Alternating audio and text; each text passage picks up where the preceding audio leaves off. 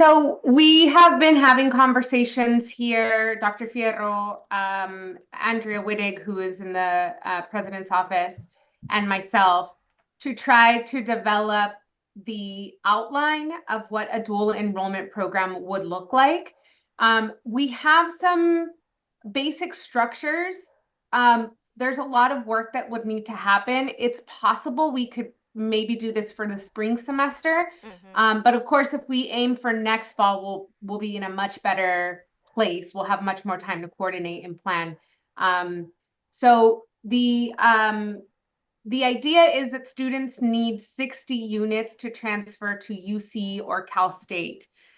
They could do 2 years of Typically it takes 2 years to complete those 60 units, 2 years at a community college. But we could have students in high school begin taking some of those units online from home. There's a few things to consider, like the time difference and their full-time high school curriculum, majors, things like that. We'll have to process through some of that to be able to make a program that really suits all students. But to start, we think that what would work best is a cohort of, minimum probably 30 students to be able to run a class, um, coming from all of the different schools and all of the different districts. Um, we would offer one or two classes that would be general ed requirements, general education, meaning they're required courses for transfer and they apply to all majors.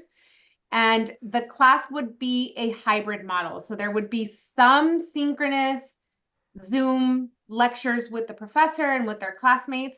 And then that would be accompanied and supplemented by some asynchronous work, online class commitments. Um, that would be the first semester. We could probably duplicate that for the second semester.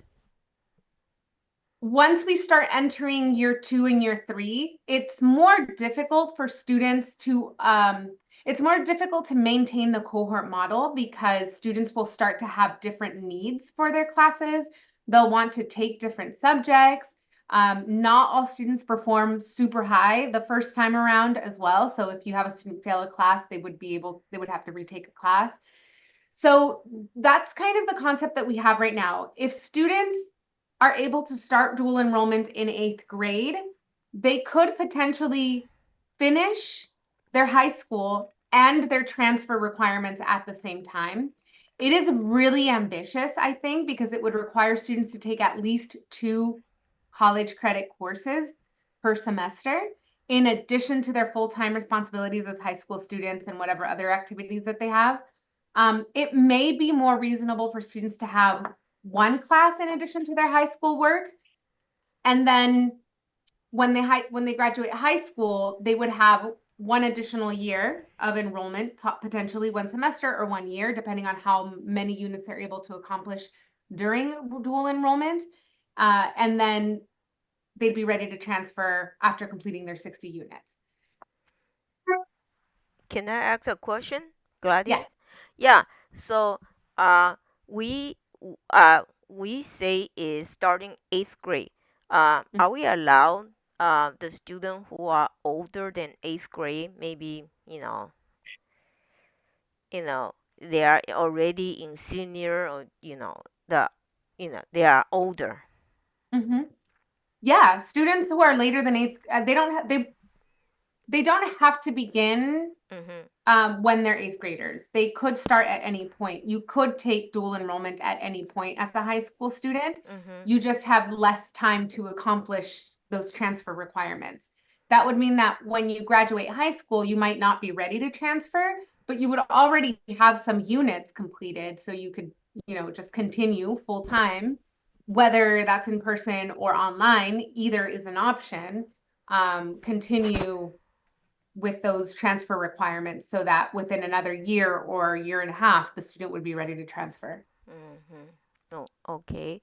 Yeah. So, um, can I share a screen and just share you some point, and I discussed that with Dr. Fierro, and so I like Yeah. to share with others. It's okay. So so Cerritos College International Dual Enrollment Program. So number one, we guarantee you have online courses. We already know that some online courses are hard to get, like English 101, English 103, Calculus 123, linear algebra, differential equation. All these are a little bit harder. They don't You don't get online courses at a specific community college all the time. But with our dual enrollment program, we guarantee every single course we will offer, because we have a cohort, so we can offer. Number two is exactly like Gladys explained to you. We're going to customize those classes. We could shorten the duration classes available and become a hybrid mode. So it's synchronized plus asynchronized class. And we have a transfer admission guarantee. So we guarantee admission to top university. There are 6 university will be able to transfer, including UC Irvine, UC Davis. And we are very proud of this is innovative and unique program. We are the only one doing the international dual enrollment program. Okay, thank you for allowing me to share this with you.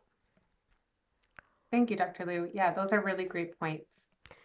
All right. So, And then, of course, along with the dual enrollment, the courses, making sure that the available classes are available at the appropriate times, we'll also ensure that students are receiving the student services support. So, mhm, meeting with an academic counselor to plan their coursework each semester, social support when they're ready, if and when they're ready to come to the US, support with that transition, the visa, mhm. all of, it would be a complete sort of support program.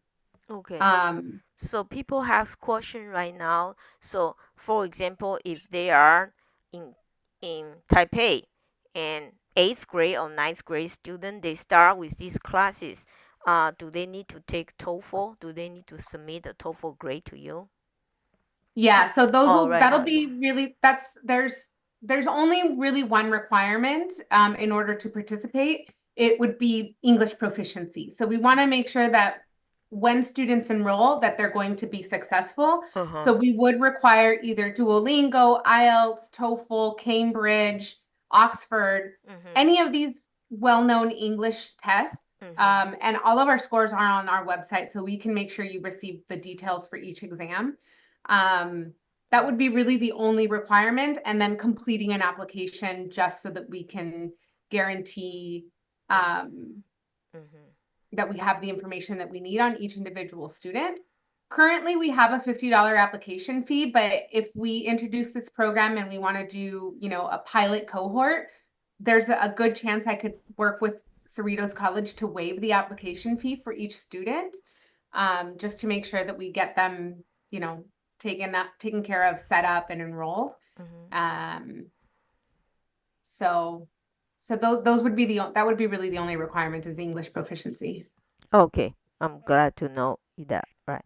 So English proficiency is and so Principal Liang in Taipei, being asked, um, if they enroll like 15 student, 10 student, they from that schools, so they already know the name list and that. Should they just give you the name list and all the information and make sure student have the grade and just transfer the entire file to you?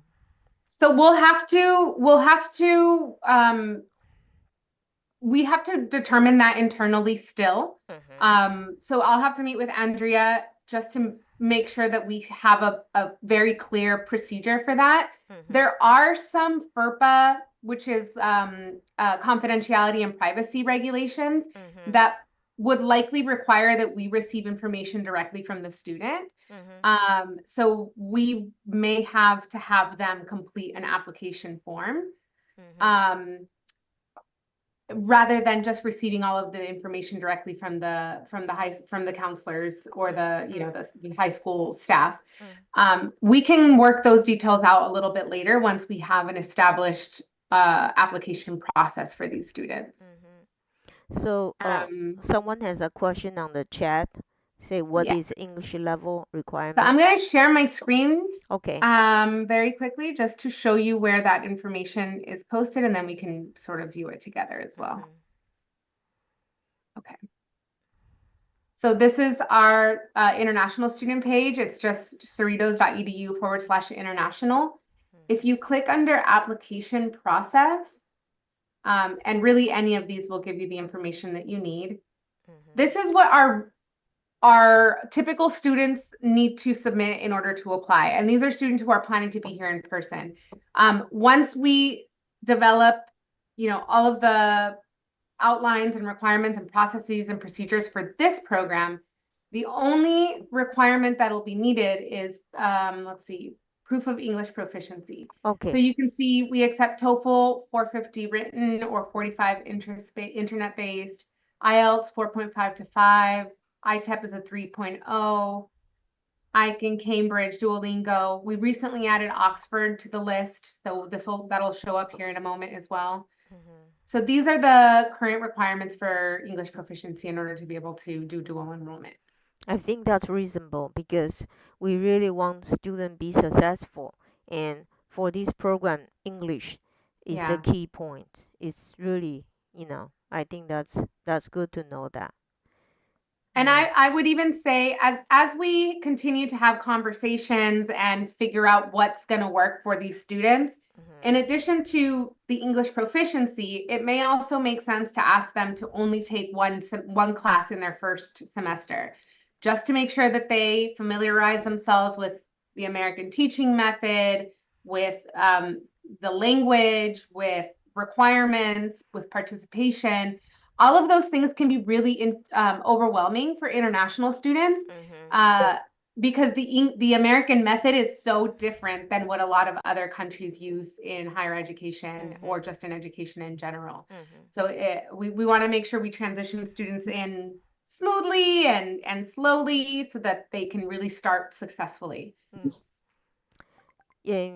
And so before you mentioned this, we were talking about, so when the first cohort, is that possible, after the first semester, is that possible to have like one class at weekdays evening and one class in the weekend?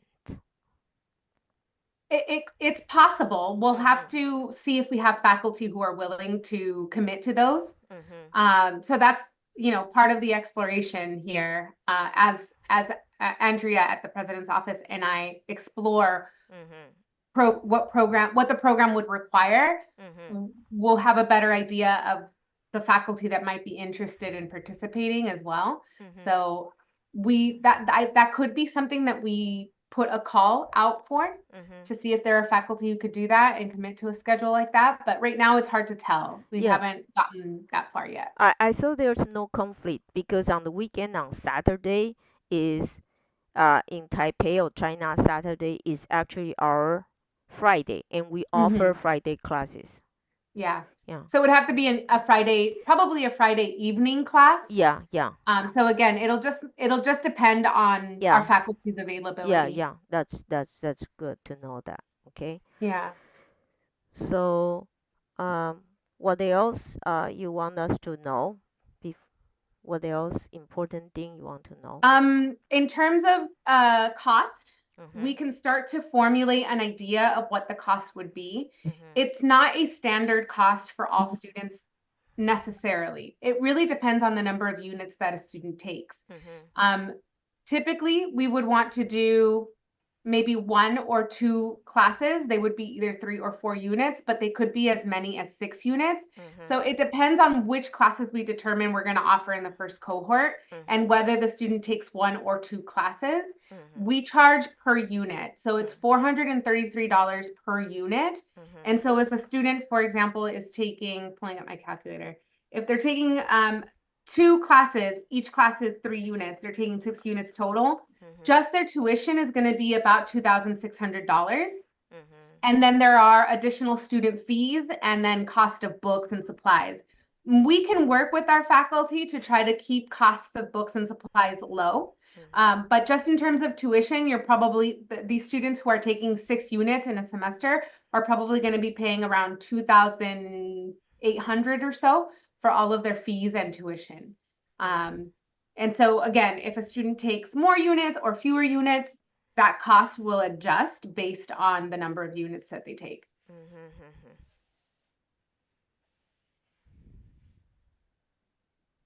Question. Yeah. So they pay the tuition, that's the semester by semester, not the whole year. That's right. That's how we do. Yeah, that's how we do tuition here. It's a little different than some schools. We do per unit per semester. Mhm. Mm. Yeah. Based on the course you take, you take one course for 3 unit, then you play, Mm. the unit time three. Yeah. Oh, I Right. want to ask a question here, because if the students start from eighth grade, ninth grade, they are really young. They really don't know how to do uh, the online payment, this and that. So, is that possible? They have agent in China or in Taipei, and uh,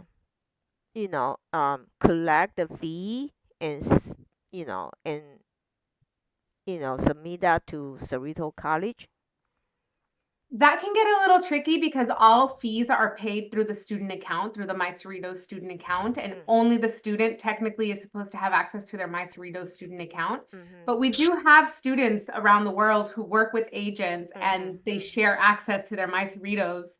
Mhm. So that could be something that the students and the staff at the high schools can decide and determine. It's not something that we would get involved with because again, it starts to step into some of those FERPA regulations and laws that we Oh, have here in terms of confidentiality. okay. Um, but we could work, I mean, that could be a component of the student services support that we provide, right? We Mm. could do workshops with students, we could do Zoom calls to help walk them through um, registration and viewing your fees and paying your fees and accessing Mhm. Canvas, which is the online class platform that we use. Mhm. So all of that would need to be built in terms of like an orientation for students. Mhm. Yeah.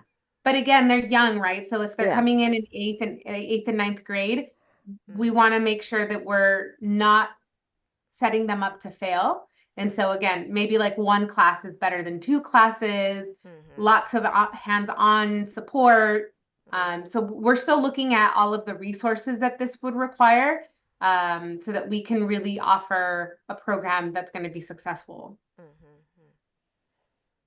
Good to Mm. know that. So Yeah. sorry.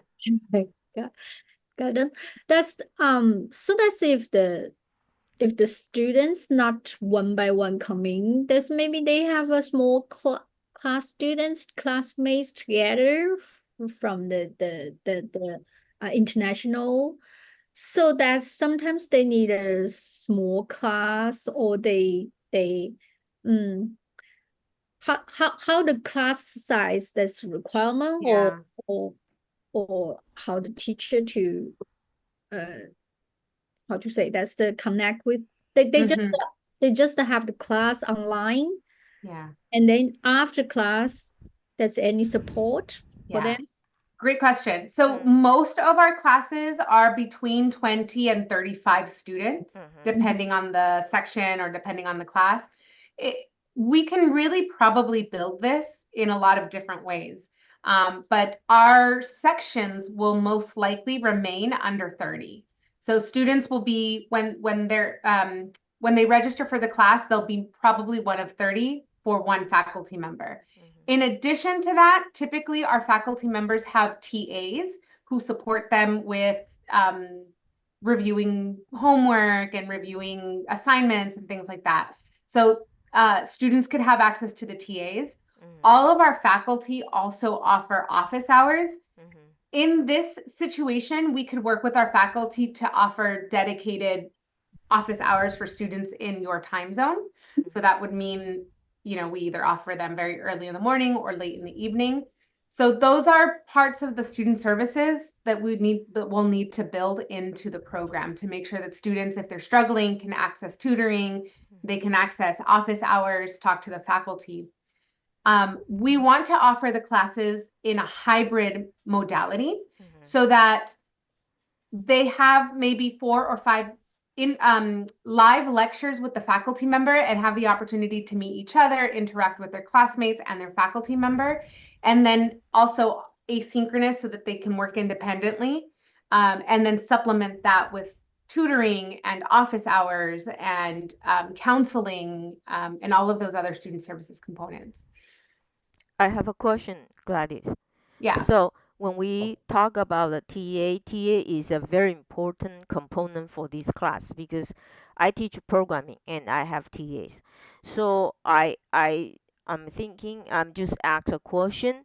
At this type of classes, the TA's language will be very important to help this. So shall we have a priority for the TA selection, they be able to speak Mandarin and to help We give you. don't have a say on that side of Yeah. things. That's always left up to the faculty. Yeah.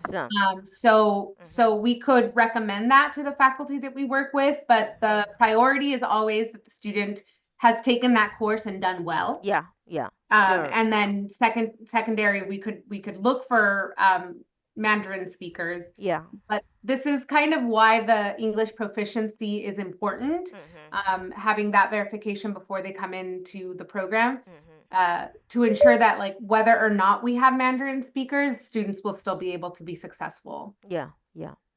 Yeah.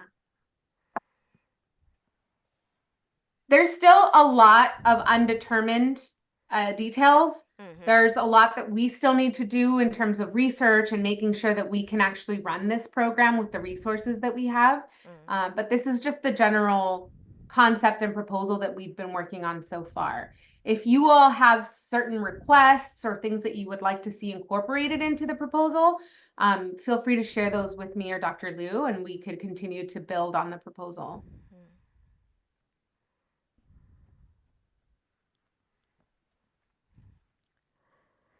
You say that's so about this the program, you mean? Sorry, Gladys, what you say that's what's the proposal about this program? Yeah. So the proposal right now is that we develop a dual enrollment opportunity, and then that we're going to start with a cohort model for the first year.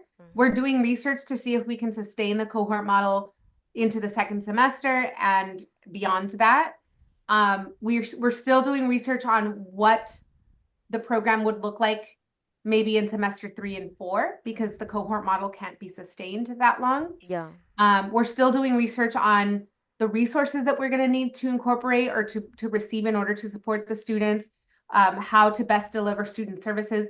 It's all very much new for everybody, but we're sort of building a proposal to include all of the details that this program would require. Yeah. For those of you probably I don't know Canvas well.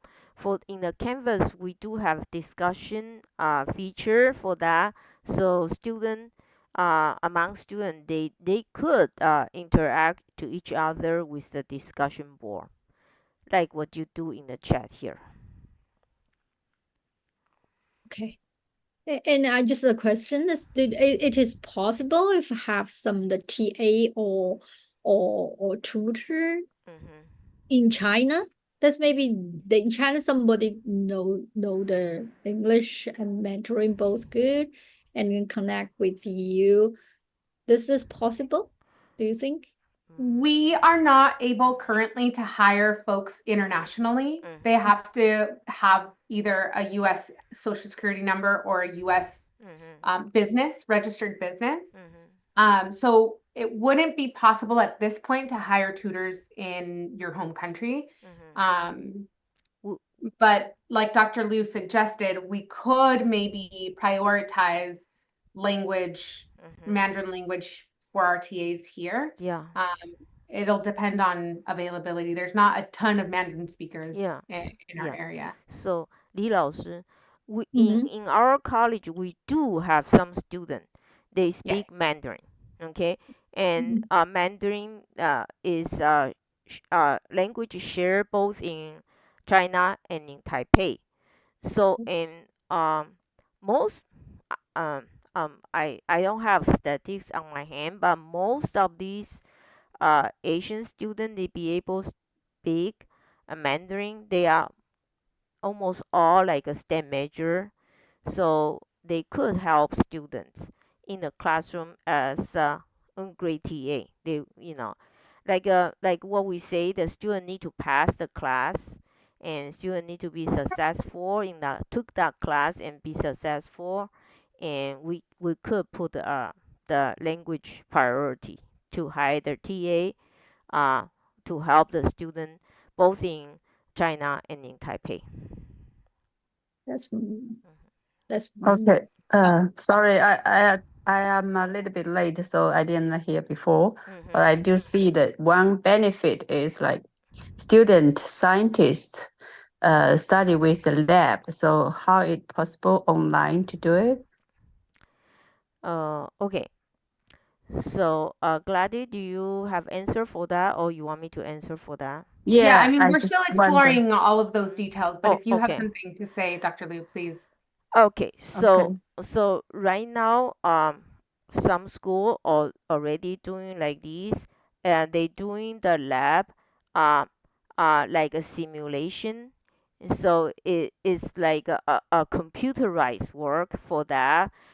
In the lab for chemistry lab, you need to add some acid something, but all computerized. It's sort of like a AI game, but uh, we could do like that Oh, way. Yeah. Mm. okay. It's Sounds just interesting. it's simulation. Yeah. Yes. Mm. thank you. Mhm. Okay. We Let's see. still have a lot to explore, but Yeah. Yeah. these are But really good, helpful conversations. yeah. But I'm glad. We have Gladys. She's very smart, and she will take the lead. Thank you. Yeah, And yeah. yeah. So anybody who has any questions, so we can ask her before, you know, uh, we try to recruit the first cohort and for the spring 2025. So as Gladia, I need to explain to you, I discussed with Principal Liang and Principal Li, and when we talk about when we started, and we all feel like fall semester 2024 is hard, and 2025 spring semester looks very good, but the first month is Chinese New Year. Second month, the half of Chinese New Year, which is conflict with Chinese uh, holidays. So we thought maybe we could do on the first cohort on the spring 2025 that semester, but we take the 9 weeks. Second 9 weeks. So it start from March. That's what we feel that's a safe. We could start the first cohort at that time.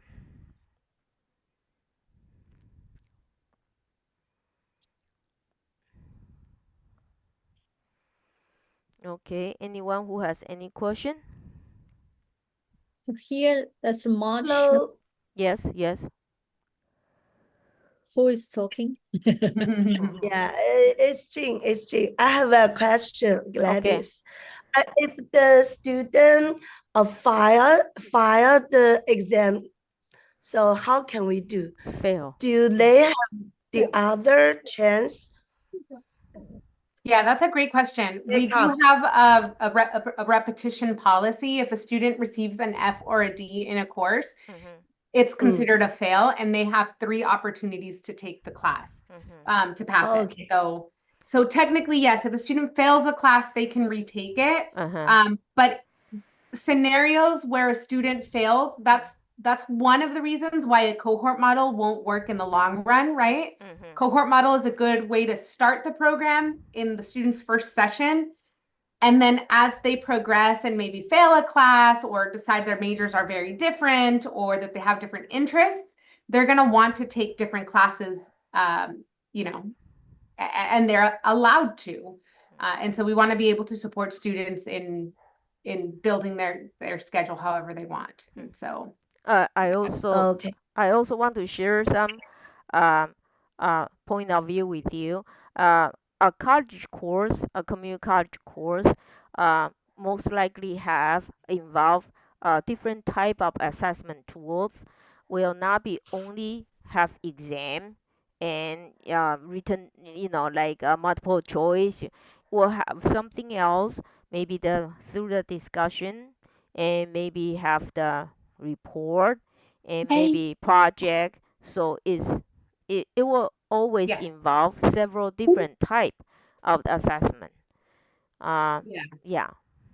That's very typical for American teaching Mhm. approaches and methods. So again, to the point that was made earlier about introducing students to the American teaching system slowly so that they're not overwhelmed.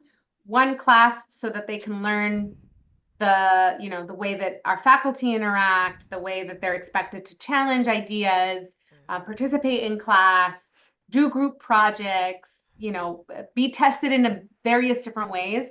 We want to we want to develop the first and second semesters in a cohort model so that they have a taste of all of that. Mm. Okay, got it. Thank you. Yeah, So this a question, Gladys. yeah. That's the this program just suit for the high school students, but also suitable the vocational college students. Is It this right? could be, but typically, well, the courses that we're going to try to offer specifically for these students will be transfer associates for transfer. So specifically meeting the requirements to transfer to Cal State and UC, Mhm. whereas some of our vocational programs have much more specific requirements to that program. Mhm. So a student could take some of their general education courses in a dual enrollment style. Mhm. Um, it, and potentially they could also do vocational courses this way, but the vocational classes are not offered always at convenient times for students in other time zones. They're offered in a limited basis. So I think it would be a little more challenging to complete all of the requirements online from a distance. um Okay, thank you. Yeah, I have a question for you, Gladys. yeah. In the summer, we were at the Chile University. So student asked me whether the student at Chile University are available to take these courses. Yeah, yeah, they could apply as an international student and just let us know that um, they're not planning to be here physically, so they won't need the visa and the I-20. Mm-hmm. And we can support them in taking classes online. Mm-hmm. They just they have to be aware of the time difference and find classes that are suitable for their, for their schedule.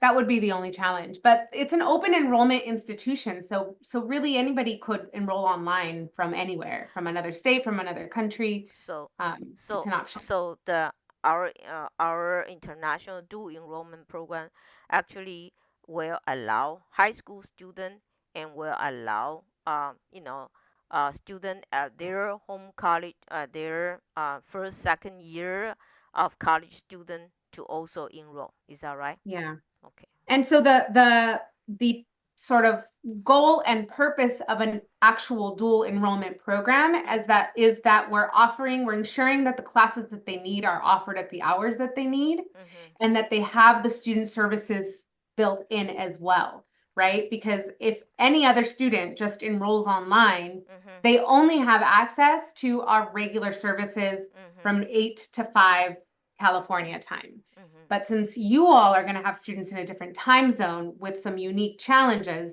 we want to make sure that if we build a dual enrollment program, that we're prepared to meet those students where they are and to meet their needs and make sure that they have all of the support to be successful. Okay. Can I ask a second question, another question for the Mhm. Chile University and in the Taichung University student? They do ask me this question. So, uh, a student, a TA student from the Chile University, supposedly take our program and finish and complete entire unit.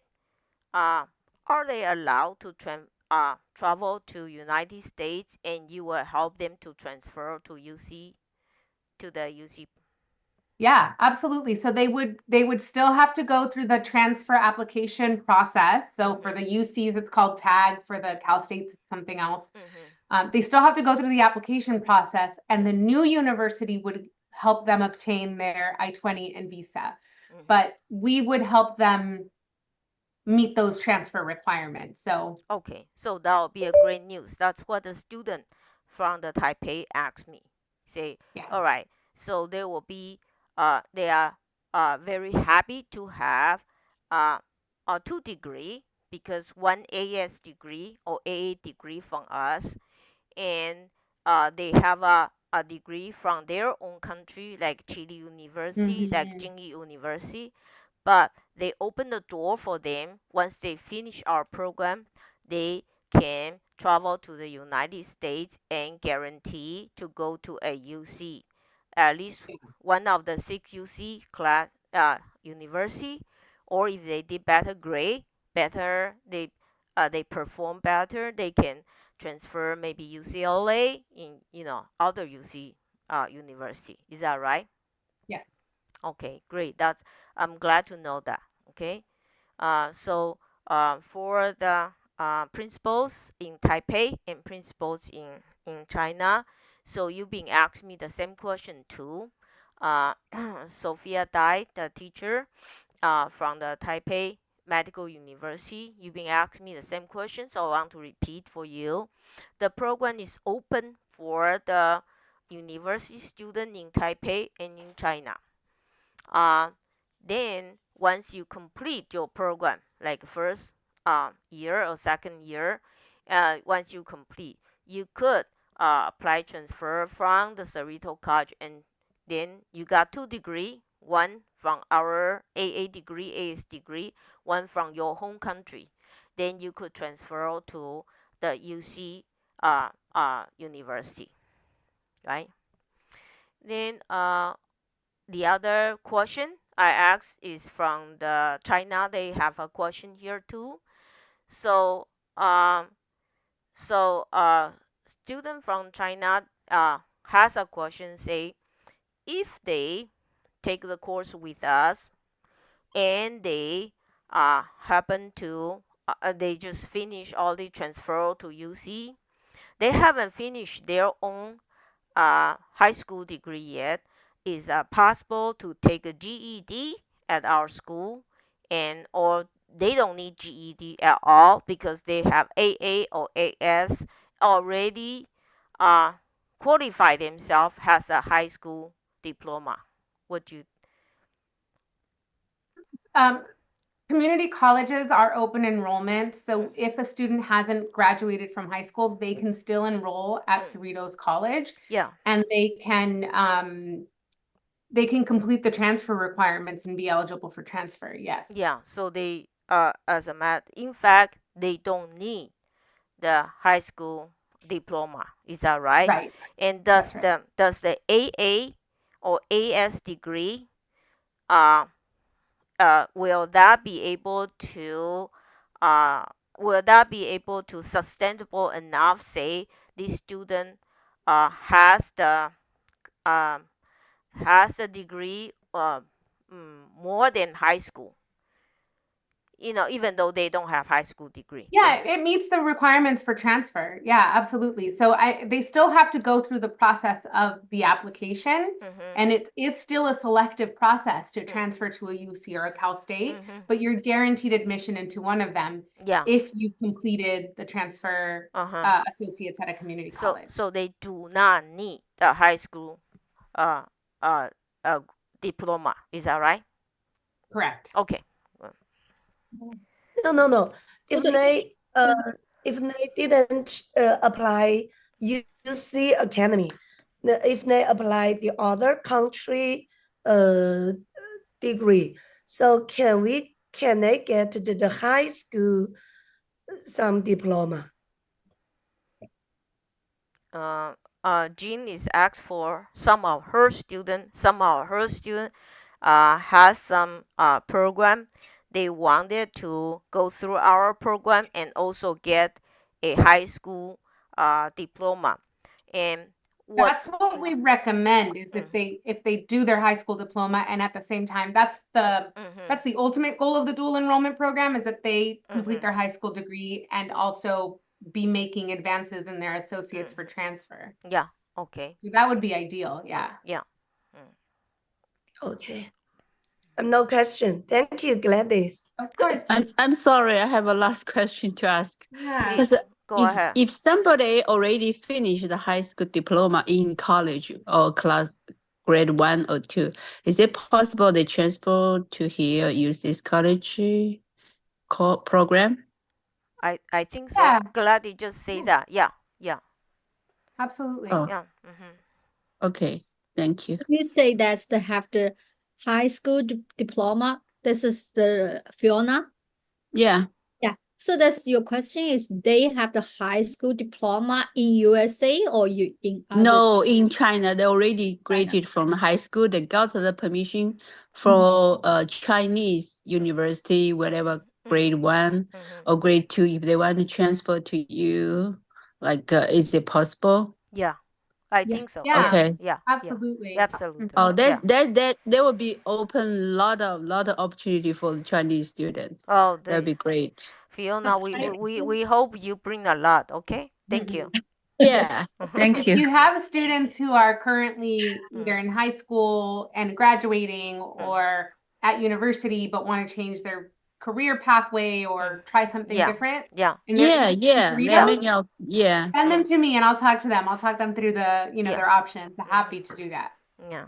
Okay, sounds great. Thank you. Thank you. That's very great. That's Stone and Ella. Do you have any question? May I ask a few questions? Number one, is there any GPA requirement for transfer? For example, students should get at least a C plus or B minus to transfer successfully to UC? Yes, there is a minimum requirement. I believe it's 2.5. 2.5 2.5. is Let me double check that is for a you. bunch of C. Okay. So 2.8. I'm sorry. Let me take that back. That's a guarantee. If you get 2.8, you guarantee to go to the one of the 6 UC, including UC Irvine. Yes. Okay. But if you have, I just want to be very clear. If a student gets 60 units, but only has a 2.0, they're guaranteed admission to a UC, but they're probably not going to go to UC Irvine. Exactly. Yeah. The Of course universities not. still have the right of denial. Yeah. But they're going to go to a UC, at least one. Yeah. So One of you see 6 university right there, and I think UC Irvine is the most desirable one. But if you get 2.0 and 60 unit, probably will not go to UC Irvine. Okay, we just say probably. Okay. Good. Second question is that do you distinguish full-time student or part-time? So do you have a time limit to finish your the 60 60 credit hour or not? No time limit, not at all. So you can finish whatever time length. Yeah, so let's Yeah. say a student wants to do dual enrollment in 8th grade, but they only want to take one class per semester. They may only finish maybe 20, 25 units by the time they finish high school. They're still only halfway to transferring. They could come here and be a full-time student for a year, or they could remain at home and be a part-time student for 2 more years. It doesn't matter as long as they complete the transfer requirement. So Stony, it's really depend on each individual student. Yeah. So Okay. yeah, so some student they could speed up, all right, they could take 2 or 3 class, but we glad to just say for a safe case, okay, for everybody, for average student, let's start just one because you need to get used to the canvas, you need to get used to submit the assignment into canvas, you need to be able to put the discussion, participate in the discussion board, this and that, whatever, all those. So, but it's really depend on you, each individual student. So, like what Gladys say, the student maybe start at 8th grade. Okay, 8th grade actually is China's middle school. It's not high school yet. Okay, so they started, and uh, some student maybe high school finish high school, they finish 60 degree, then they can transfer to the UC, the junior, the 3rd year. But if some student they go slow, they could not do it, and they even though they finish their high school, and even though they participate in one of the university in China or one university in Taipei, they could continue this program. Because they already invest more than half, right? So they could continue. Once they, as soon as they finish, we can help them transfer to one of the top UC universities. Thank you. Any more? Yeah, sounds great. Mm-hmm. My next question is that do you have a minimum TOEFL score Uh, for acceptance? yeah, do you see the at the chat? Gladys send a link right there. Can you Yeah. copy the link? In that link, it tell you. Uh, Original we didn't talk about TOEFL. I think Gladys and the Dr. Fierro talk. In order to ensure the student be able to successful, I think the language requirement is necessary. So you take a look that link and you will find out that because it's online class, right? So if like I turn off my camera, so the teacher really don't know what you are doing. You are eating or you are playing game, but we want the best student to be successful and take advantage of this program. So we want the student be able to communicate, be able to understand the content of their class, you know, the material in the offer in the Canvas course.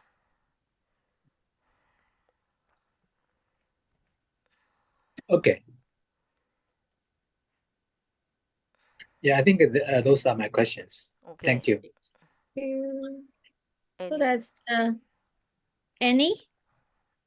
Do you have a question? Sorry. Ella, do you have question? Ella, you've been quiet. Yamen Academy. Yeah, that's my friend. Oh. She's the Mm-hmm. independent consultant. She many students from China. Oh, okay. So, Yeah, do you have but any yeah, question? Yeah. Okay. maybe she has to go to the doc. Mm-hmm. Today I just asked her she go to see doctor. Mm-hmm. But I say you just come to here. Mm-hmm. What the program? Yeah. Principal Liang has so many experience. Principal Liang, he is the principal for many school in Taipei. Gladly we met Principal Liang in Taipei. So can you give us some important advice for this program? 梁校长，梁校长，你 mute 你自己了。梁校长，你的 mic。OK， Okay, I no question. no question. We are looking for advice from you. Right? Okay. Do you have any recommendation who can be successful for this program? Oh,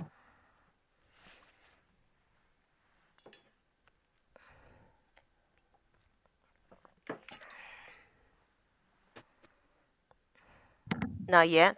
So, let me speak in Mandarin right now. 梁校长跟国内的校长们，我们要再跟你讲，是说这个 program 它是可以收8年级以上，可是他现在在大学的也可以啊，都可以的。那么大学生也可以，就像我们去治理大学或静宜大学，这些学生都可以来参加。OK，我这样的话，在国内大学或者在台北的大学，这个学生他会有他自己大学的毕业证书，同时他也拥有我们的 AA degree 的毕业证书。等他毕业的时候，那他啊、他他可以就是这时候他是申请不是念3年级，因为他已经做完这些东西，所以我觉得他是可以直接去申请到他研究所，然后会得到很大的应该是会有很大的提升。有这个部分我有听到 ，OK 的，OK. Anyone who has more question? Question. I hope you all have my contact info, but I'm going to put my email in the chat. And if you think of anything that you have questions about or suggestions that you want to share later, email them to me. I'm happy to discuss them here with our team. Okay. And then I'll follow up with Dr. Liu and the rest of the team here on more of the details once we have a better idea of what it looks like. Gladys, do you think we should have another meeting another month, or once they have more information, we have we have a little more information, I'll let you all know when we can meet again. But I'll reach out to you when that's So once they started to recruit, maybe we should have another meeting. Right now is August. Maybe we can shoot for October, something like that. Yeah, I think that's that's a good plan. Yeah. Okay. I can initiate that. I'll send out the invite and then you can forward it, Dr. Liu, to whoever you think needs to be included. Sure. Yeah. Okay. Wonderful. It was really nice to meet you all. Thank you for taking time so early in the morning.